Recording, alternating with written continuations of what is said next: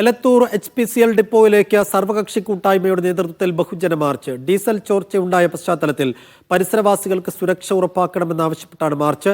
Plant അടച്ചുപൂട്ടണമെന്നും ആവശ്യം. HPCL diesel ചോർച്ചയിൽ corporation ആരോഗ്യ വിഭാഗം റിപ്പോർട്ട് സമർപ്പിച്ചു.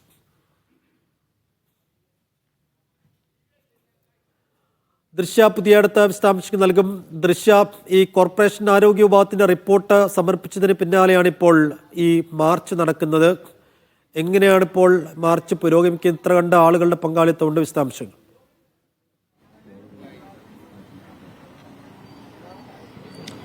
സൈഫുദ്ദീൻ, സർവകക്ഷി കൂട്ടായ്മയുടെ നേതൃത്വത്തിലാണ് ഇവിടെ ബഹുജന മാർച്ച് സംഘടിപ്പിച്ചിരുന്നത്. പ്രദേശവാസികളാണ് മാർച്ചിൽ പങ്കെടുക്കുന്നത്. പ്ലാന്റ് അടച്ചുപൂട്ടണമെന്ന ആവശ്യത്തിൽ നാട്ടുകാർ ഉറച്ചു നിൽക്കുകയാണ്.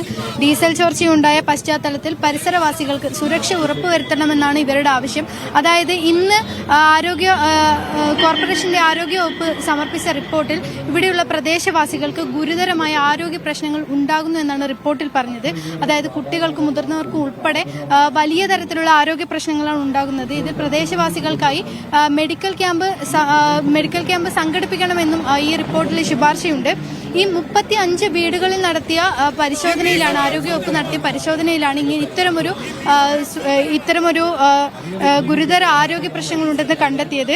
ഇതിൽ തലവേദന, ഛർദി അങ്ങനെ പല വിധത്തിലുള്ള അസുഖങ്ങളാണ് ഇവർക്ക് ഇപ്പോൾ പരിശോധനയിൽ കണ്ടെത്തിയിരിക്കുന്നത്.